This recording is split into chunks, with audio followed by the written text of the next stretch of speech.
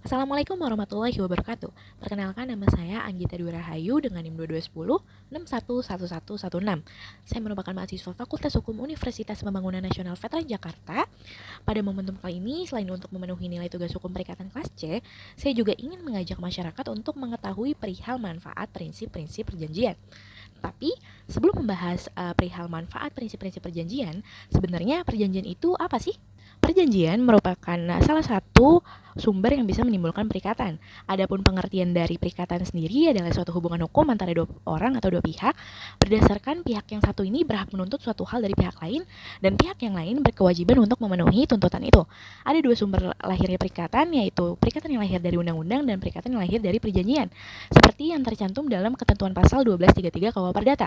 Meskipun bukan yang paling dominan, namun pada umumnya perikatan yang lahir dari perjanjian merupakan perikatan yang paling banyak terjadi dalam kehidupan sehari-hari. Perkenalkan, nama saya Muhammad Rizky dengan NIM 22106111096. Hukum perjanjian di Indonesia masih menggunakan peraturan pemerintah kolonial Belanda yang terdapat dalam buku 3 BW.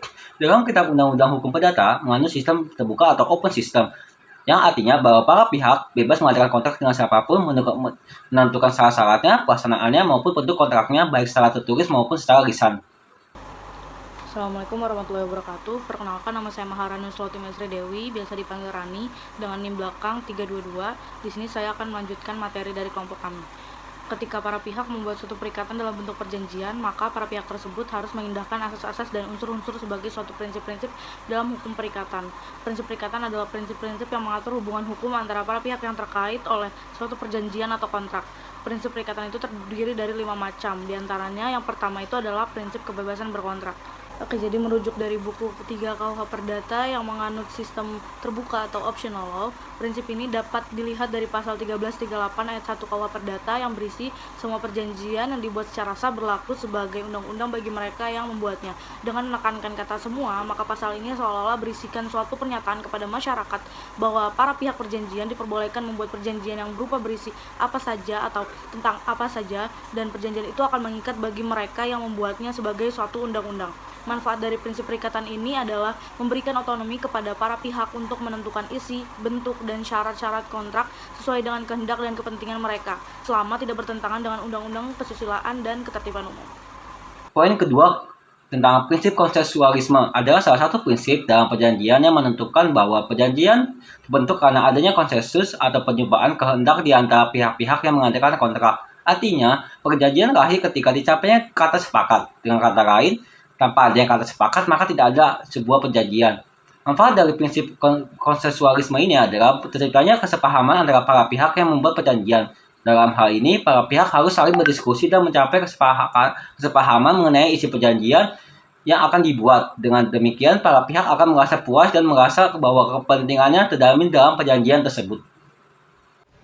Perkenalkan, nama saya Fauzan Hamzah Salampesi dengan NIM 22106111000. Yang ketiga ada prinsip itikat baik.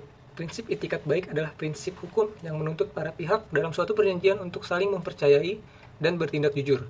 Prinsip ini mengatur bahwa setiap pihak harus memenuhi kewajibannya dengan sungguh-sungguh dan tidak boleh melakukan tindakan yang merugikan pihak. Berdasarkan pasal 1338 ayat 3, maka prinsip ini lebih menekankan itikat baik yang harus ada dalam tahap pelaksanaan suatu perjanjian, bukan dalam tahap ketika pembuatan suatu perjanjian. Prinsip itikat baik terbagi menjadi dua, yaitu itikat baik subjektif dan itikat baik objektif.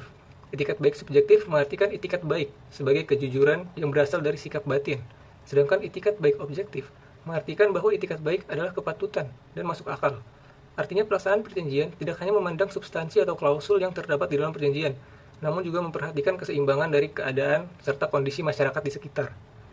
Manfaat dari prinsip perikatan ini menuntut para pihak untuk bersikap jujur, loyal, dan kooperatif dalam melaksanakan kontrak. Prinsip perikatan juga memberikan perlindungan hukum kepada pihak yang dirugikan akibat pelanggaran atau prestasi oleh pihak lain. Prinsip itikat baik juga memungkinkan adanya penyesuaian atau pembatalan kontrak jika terjadi perubahan situasi atau kondisi yang tidak terduga, force majeure, yang menyebabkan kontrak menjadi tidak adil atau tidak mungkin dilaksanakan. Assalamualaikum warahmatullahi wabarakatuh. Nama saya Kurotul Aini dengan NIM 22106111115. Saya akan membawakan materi mengenai prinsip kepribadian atau personality. Jadi, prinsip kepribadian dalam sebuah perjanjian adalah prinsip yang menghormati hak dan kewajiban para pihak.